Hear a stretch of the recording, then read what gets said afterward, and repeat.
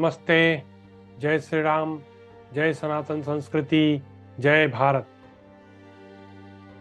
तो मित्रों, आप सभी लोगों का मेरे चैनल राष्ट्रवादी सनातन भारत में बहुत बहुत स्वागत है।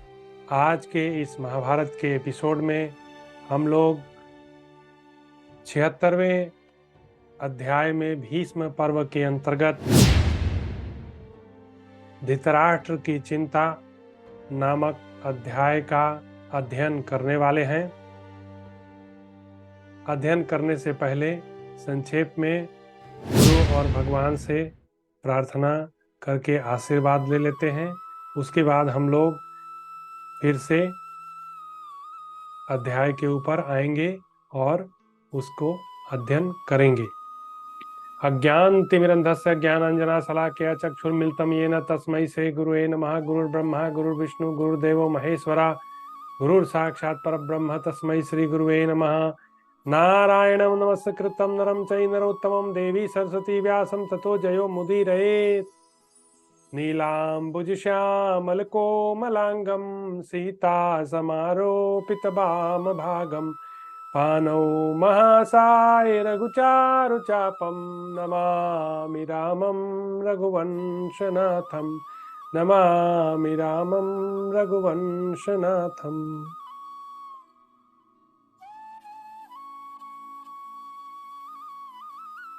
तो अध्याय शुरू करने से पहले एक बार पुनः आप सभी से मेरा रिक्वेस्ट है कि आप मेरे चैनल राष्ट्रवादी सनातन भारत को सब्सक्राइब कीजिए, फॉरवर्ड कीजिए, लाइक कीजिए, कमेंट भी कीजिए। स्वागत है आप सभी लोगों का।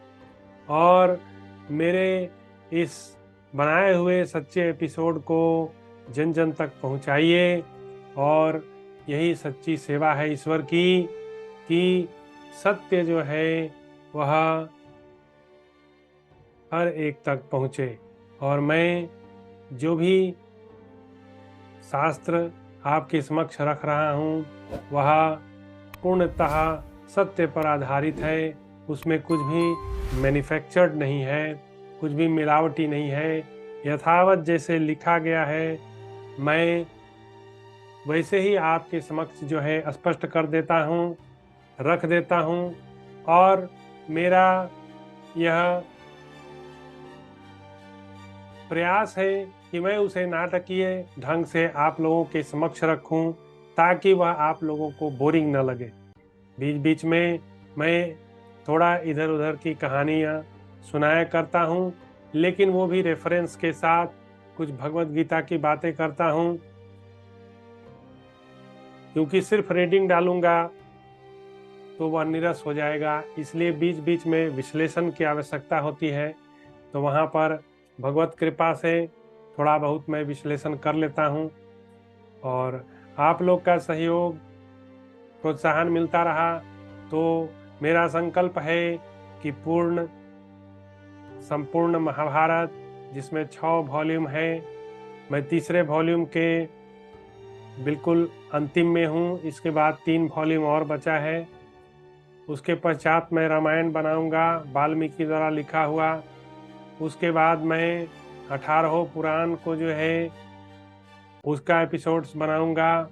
यह मेरे जीवन का लक्ष्य है, यही मेरे जीवन का संकल्प है और यही मेरे लिए देश सेवा है। तो देश सेवा करने के बहुत सारे उपाय हैं। कोई डॉक्टर है, कोई इंजीनियर है, कोई कलेक्टर है, कोई पॉलिटिशियन है। एक पॉलिटिशियन ही देश की सेवा कर सकता है ऐसा नहीं है। देश सेवा आप किसी भी रूप में कर सकते हैं।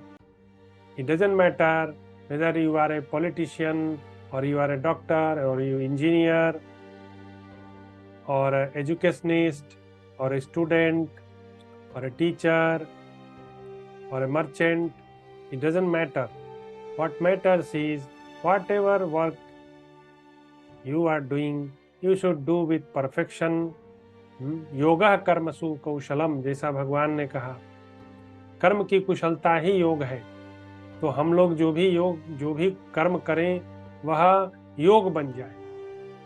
तो इस तरह के परफेक्शन के साथ अपने कर्म को करना है। तो आइए हम लोग पुनः अपने इतिहास की तरफ लौटते हैं। भीष्म पर्व, महाभारत, भारत का गौरवशाली इतिहास। आज की कथा का शीर्षक है धृतराष्ट्र की चिंता और यह 76वां अध्याय है। जैसा कि हर बार मैं बोलता हूँ कि संजय उवाच, लेकिन आज इस चैप्टर में लाइव टेलीकास्ट तो संजय ही कर रहे हैं, लेकिन आज इस चैप्टर की शुरुआत हो रही है धृतराष्ट्र उवाच से। ज्यादातर संजय उवाच से स्टार्ट होता है, लेकिन आज धृतराष्ट्र उवाच के द्वारा जो है यह लेसन शुरू हो रहा है। तो देखिए धृतराष्ट्र की क्या चिंता है। धृतराष्ट्र बोले, हे संजय, इस प्रकार हमारी सेना अनेक गुणों से संपन्न है, अनेक अंगों से युक्त और अनेक प्रकार से संगठित है तथा शास्त्रीय विधि से इसकी व्यूहरचना की गई है। अतः वह अमोघ विजय पाने में विफल न होने वाली है। ऐसा लगता है धृतराष्ट्र को। हमारी यह सेना हम लोगों पर सदा प्रसन्न और अनुरक्त रहने वाली है। हमारे प्रति सर्वदा विनीत भाव रखती है। यह किसी भी व्यसन में नहीं फंसी। पूर्व काल में इसका पराक्रम देखा जा चुका है। इसमें ना कोई अत्यंत बूढ़ा है, न बालक, न अत्यंत दुबला, न अत्यंत मोटा ही है। अब देखिए यहाँ मिलिट्री का डिस्क्रिप्शन दिया जा रहा है कि मिलिट्री में बूढ़ा नहीं होना चाहिए, बहुत छोटा भी उम्र का नहीं होना चाहिए, बहुत दुबला पतला भी नहीं होना चाहिए, उसे बहुत ज़्यादा मोटा भी नहीं होना चाहिए। तो एक सैनिक को फिट होना चाहिए। और वही अग्निवीर का स्कीम है कि जब देश में हमला हो, युद्ध की स्थिति बने, तो अग्निवीर जो है वे बिल्कुल यंग और अच्छी तरह शिक्षित हो और जरूरत पड़ने पर वे युद्ध के लिए उनको खड़ा किया जा सके। इसीलिए अग्निवीर का स्कीम चलाया गया है। क्योंकि सेना में लोग बूढ़े होते रहते हैं तो उनको रिटायर होना है, तो उनके जगह पे नए नए भर्ती होगा, तो वे लोग जोश खरोश के साथ युद्ध करेंगे। तो इसमें शीघ्र कार्य करने वाले प्राय ऊंचे कद के लोग, इस सेना का प्रत्येक सैनिक सारवान योद्धा निरोग है। और सैनिक को कद भी ऊंचा होना चाहिए और उसे निरोग भी होना चाहिए। यहाँ सबने कवच एवं अस्त्र शस्त्र धारण कर रखा है। अनेक प्रकार के बहुसंख्यक शस्त्रों का ग्रहण किया गया है। यहाँ एक एक योद्धा खड़ग युद्ध, मल्ल युद्ध, गदा युद्ध में कुशल है। ये सैनिक प्रास, तोमर, लोहमय परिघ, भिंदीपाल, शक्ति, मूसल, कंपन, चाप तथा कणप आदि दूसरों पर चलाने योग्य विचित्र अस्त्रों का युद्ध में प्रयोग करने की कला में कुशल तथा मुष्टि युद्ध में भी सब प्रकार से समर्थ हैं। हमारी सेना को धनुर्वेद का प्रत्यक्ष अनुभव है। इसके सैनिकों ने व्यायाम, अस्त्र शस्त्रों के अभ्यास में भी अधिक परिश्रम किया है। और यह बताया जा रहा है कि एक सेना को सदैव अभ्यास करते रहना चाहिए। ये शस्त्र ग्रहण के संबंध रखने वाले सभी विद्याओं को जानते हैं। ये हाथी, घोड़े आदि सवारियों पर चढ़ने उतरने, आगे बढ़ने, बीच में ही कूद पड़ने, अच्छी तरह प्रहार करने, चढ़ाई करने और पीछे हटने में भी प्रवीण है। हाथी, घोड़े, रथ आदि की सवारियों द्वारा रणयात्रा करने में सेना की अनेक प्रकार परीक्षा की जा चुकी है। परीक्षा करके प्रत्येक सैनिक को उसकी योग्यता के अनुकूल यथोचित वेतन भी दिया गया है। इनमें से किसी को मित्रों की, किसी की गोष्ठी से लाकर सामान्य उपकार करके, भाई बंधु होने के कारण सौहार्दवश अथवा बल प्रयोग करके सेना में सम्मिलित नहीं किया गया है। जो कुलीन नहीं है, ऐसे लोगों का भी इस सेना में संग्रह नहीं हुआ है।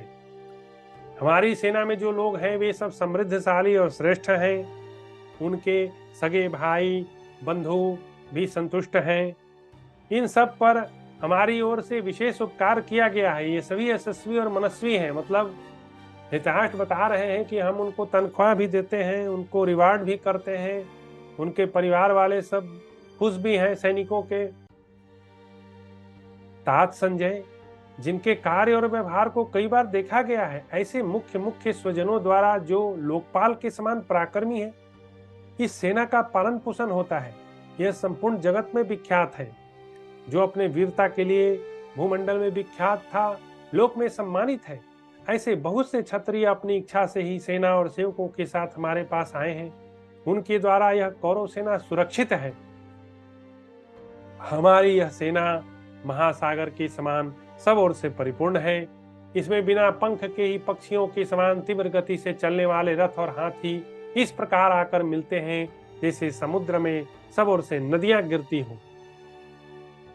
नाना प्रकार के योद्धा इस सैन्य सागर के जल हैं। वाहन ही उसमें उठती हुई छोटी तरंग है। इसमें क्षेपणी, खड़ग, गदा, शक्ति, बाण, प्रास आदि अस्त्र शस्त्र जल जंतुओं के समान भरे हुए हैं।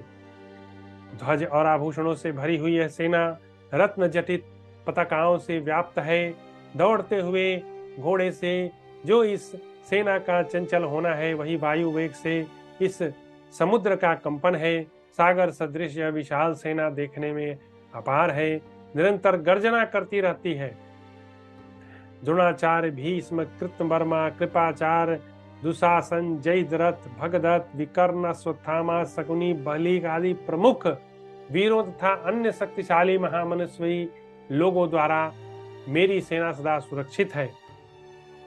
ऐसी सेना भी यदि संग्राम में मारी गई तो इसमें हम लोगों का पुरातन प्रारब्ध ही कारण है। धृतराष्ट्र कह रहे हैं कि हमारी सेना सब तरह से सक्षम है, फिर भी यह सेना यदि हार जाती है तो इसे प्रारब्ध ही कहना पड़ेगा।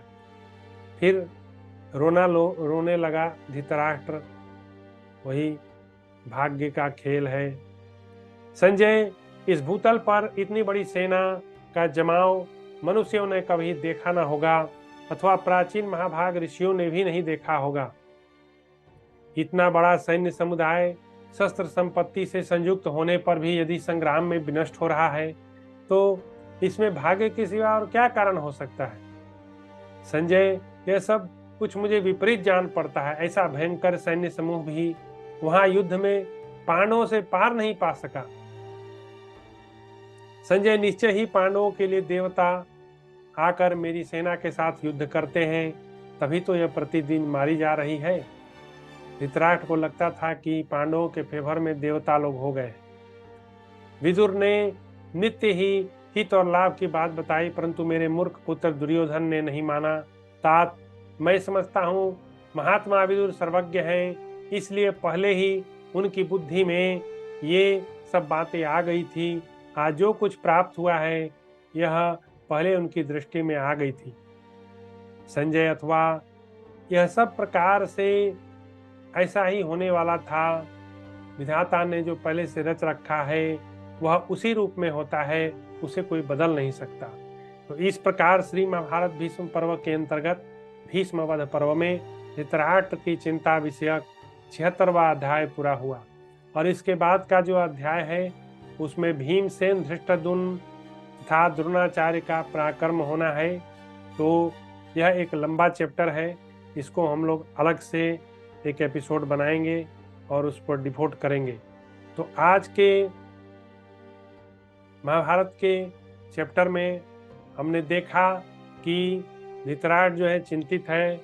वह संजय से कह रहा है कि हमारी सेना तो हर तरह से सक्षम है, परिपूर्ण है, संतुष्ट है, युद्ध कला और कौशल, यश, अस्त्र शस्त्र के ज्ञान सब कुछ में पारंगत है।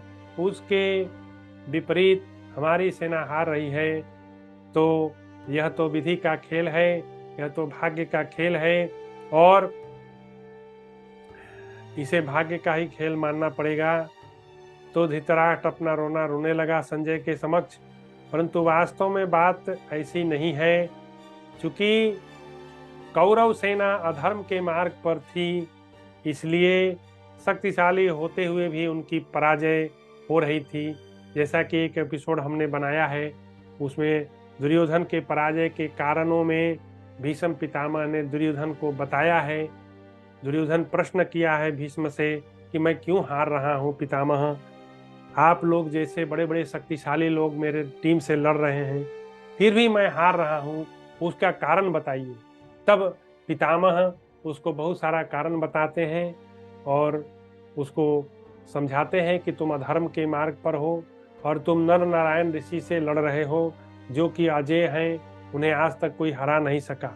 वे स्वयं भगवान हैं। अर्जुन जो है नर है और कृष्ण जो है नारायण है, तो तुम नारायण को कभी हरा सकते हो? ऐसी मूर्खता पूर्ण बात जो है सोचना भी मूर्खता है। तो मैं अपनी वाणी को विराम दूंगा और आपसे फिर मिलूंगा। और जाने से पहले आप लोग मेरे चैनल को सब्सक्राइब कीजिए, लाइक कीजिए, फॉरवर्ड कीजिए। आपका बहुत बहुत धन्यवाद। जय श्री राम, जय सनातन संस्कृति, जय भारत।